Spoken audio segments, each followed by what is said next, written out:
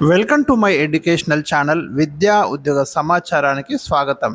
Daily GK and current affairs ఇవాళ 229 వీడియోలో latest current affairs ఉన్నాయి. చాలా ముఖ్యమైన ప్రశ్నలు అయితే మరి అందివ్వడం జరుగుతుంది. ఇలాంటి లేటెస్ట్ కరెంట్ అఫైర్స్ కోసం ఛానల్ని సబ్స్క్రైబ్ చేయండి. అదేవిధంగా వీడియోను లైక్ చేయండి. వాట్సాప్ గ్రూప్ యొక్క లింక్ అయితే మీకు కామెంట్ సెక్షన్లో ఇస్తున్నాను, అక్కడ కూడా జాయిన్ కాండి. ఇంపార్టెంట్ పీడిఎఫ్స్ అదేవిధంగా జాబ్ అలర్ట్ నోటిఫికేషన్స్ అయితే మరి అక్కడ అప్లోడ్ చేయడం అనేది జరుగుతుంది. సో ఈరోజు మనకి ఫస్ట్ క్వశ్చన్ వచ్చేసి, భారత్ దేశీయంగా తయారు చేసిన ఎయిర్ డిఫెన్స్ సిస్టమ్ పేరు ఏమిటి? రీసెంట్గా ఆపరేషన్ సింధూర్ ద్వారా ఇది వార్తల్లోకి వచ్చిందండి. మనం ఒక ఆపరేషన్ ఎయిర్ డిఫెన్స్ సిస్టమ్ అయితే తయారు చేసుకున్నాం. దాన్ని ఆకాష్ తీర్ అంటున్నాం. ఇప్పటికే మన దగ్గర రష్యా నుండి తెచ్చుకున్న S-400 ఎయిర్ డిఫెన్స్ సిస్టమ్ ఉంది. అంటే ఎయిర్ డిఫెన్స్ సిస్టమ్ అంటే మీరు ఏమర్థం చేసుకోవాలంటే, శత్రు దేశం మన దేశం మీదకి ప్రయోగించేటటువంటి డ్రోన్లు కావచ్చు, ఇతరత్ర క్షిపణులను పేల్చివేసేటటువంటి వ్యవస్థను ఎయిర్ డిఫెన్స్ సిస్టమ్ అంటాం. ఇది మనం స్వదేశీయంగా తయారు చేసుకున్న డిఫెన్స్ సిస్టమ్ ఆకాష్ తీర్. S-400 ఏమో రష్యా నుండి తెచ్చుకున్నటువంటి డిఫెన్స్ సిస్టమ్. అది మీరు గుర్తుంచుకోండి. మరి air defence control and reporting system developed by Bharat electronics limited. ఇది గుర్తుంచుకోండి ఆకాష్ తీర్ గురించి. ఇక క్వశ్చన్ నెంబర్ 2, ప్రస్తుతం గుజరాత్లో ఆసియా సింహాల సంఖ్య ఎంత? 2025 మేలో ఈ స్టాటిస్టిక్స్ మనకు అందుబాటులోకి వచ్చాయండి. మరి గుజరాత్లో ఆసియా సింహాలు అయితే చాలా అంటే ఆ సంతతి అక్కడే మనకు ఎక్కువ కనిపిస్తుంది. ముఖ్యంగా గిర్ అడవులు ఏవైతే ఉన్నాయో ఆసియా సింహాలకు, ఆసియన్ లయన్స్కి చాలా ప్రసిద్ధి చెందినటువంటి ప్రాంతము. సో గుజరాత్లో ఇటీవల సేకరించిన డాటా ప్రకారం మనకు అక్కడ ఉన్నటువంటి మొత్తం ఆసియా సింహాల సంఖ్య వచ్చేసి 891 అని గుర్తుంచుకోండి. రీసెంట్గా వచ్చిన డాటా అనేది 891 ఉన్నాయి. ఇక్కడ ఆసియా సింహం యొక్క సైంటిఫిక్ నేమ్ వచ్చేసి ప్యాంథెరా లియో పెర్సికాండి. ఇది గిర్ అభయారణ్యం, బర్దా అభయారణ్యం ఈ ప్రాంతాలలో మనకు వీటి సంఖ్య ఉంది. వీటిని ప్రొటెక్ట్ చేయడానికి ఇండియన్ గవర్నమెంట్ అయితే మనకు ప్రాజెక్ట్ లైన్ 2020 అనే స్కీమ్ని అయితే లాంచ్ చేసింది. క్వశ్చన్ నెంబర్ 3, ప్రస్తుతం ఎవరెస్ట్ శిఖరాన్ని అత్యధిక సార్లు అధిరోహించిన వ్యక్తిగా ఎవరు రికార్డు సృష్టించారు? రీసెంట్గా మనకి న్యూస్లోకి వచ్చాడు. కామి రిటా అండి, నేపాలీ షెర్పా మొత్తం 31 సార్లు ఎవరెస్ట్ శిఖరాన్ని అధిరోహించడం జరిగింది. 8848 మీటర్ల ఈ ఎత్తైన శిఖరాన్ని, ప్రపంచంలో ఎత్తైన శిఖరాన్ని 31 టైమ్స్ అయితే మనకు నేపాలీ షెర్పా కామి రిటా అధిరోహించడం అనేది జరిగింది.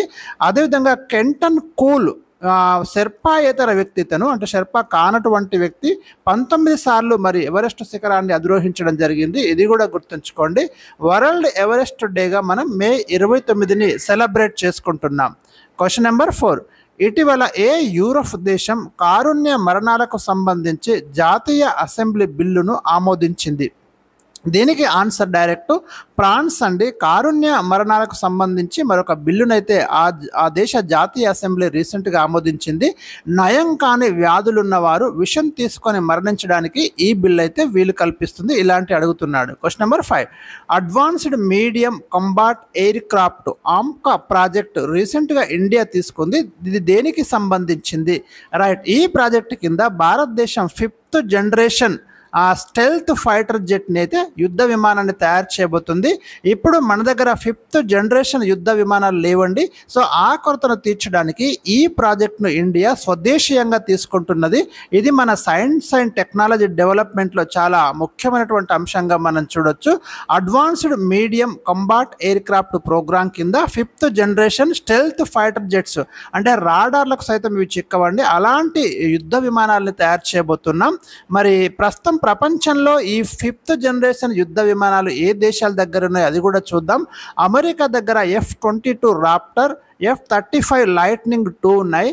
రష్యా దగ్గర సుకోయ్ 57E ఉన్నాయి, 5th జనరేషన్ విమానాలు. చైనా దగ్గర చెంగ్డు J-20 మైటీ డ్రాగన్, అదేవిధంగా J-35. ఈ లిస్ట్ అయితే చాలా ఇంపార్టెంట్ అండి, గుర్తుపెట్టుకోండి. క్వశ్చన్ నెంబర్ 6, 2025 మే నెలలో ఆసియా పసిఫిక్ వ్యవసాయ గ్రామీణ పరపతి సంఘం సదస్సు ఎక్కడ జరిగింది? ఇది ఇండోనేషియాలోని బాలిలో జరిగిందండి. ముఖ్యమైన సమ్మిట్ ఇది, అంటే మనం కంపల్సరీ గుర్తుంచుకోవాల్సినటువంటి సదస్సులలో ఇది కూడా ఒకటి.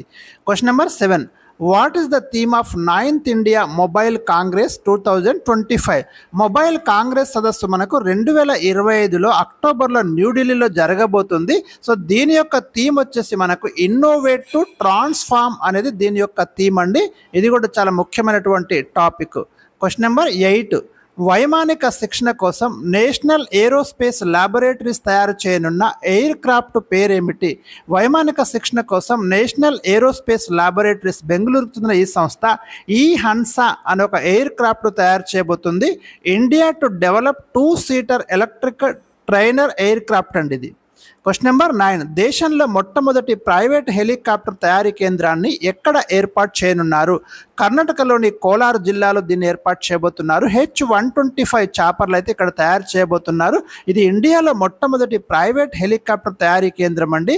దీంట్లో మనకు యూరప్కు చెందిన air bus, Tata advanced systems కంపెనీలు అయితే సంయుక్తంగా ఈ ప్రాజెక్టు తీసుకున్నాయి. ప్రస్తుతం ఫ్రాన్స్, అమెరికా, బ్రెజిల్ ఈ విమానాలను తయారు చేస్తున్నాయి. లాస్ట్ క్వశ్చన్, 10వ అంతర్జాతీయ సాంస్కృతిక సంగీత సదస్సు ఇటీవల ఎక్కడ ప్రారంభమైంది? ఇది హైదరాబాద్లో జరుగుతుందండి. తెలంగాణ రాష్ట్ర గవర్నర్ జిష్ణుదేవ్ వర్మ దీన్ని ప్రారంభించారు. మే 26 నుండి జూన్ 1 వరకు ఈ అంతర్జాతీయ సంగీత సాంస్కృతిక సదస్సు అయితే జరుగుతుంది. దీని నిర్వహణ సంస్థ వచ్చేసి మనకు society for the promotion of Indian classical music and culture amongst youth అనేది ఈ సంస్థ దీన్ని కండక్ట్ చేస్తుంది. సో ఇవి ఈరోజు నేను మీకు ఇచ్చినటువంటి ముఖ్యమైన కరెంట్ అఫైర్స్. మళ్ళీ కొన్ని ఇంపార్టెంట్ క్వశ్చన్స్తో రేపైతే మీ ముందుకు వస్తాను. Thank you for watching.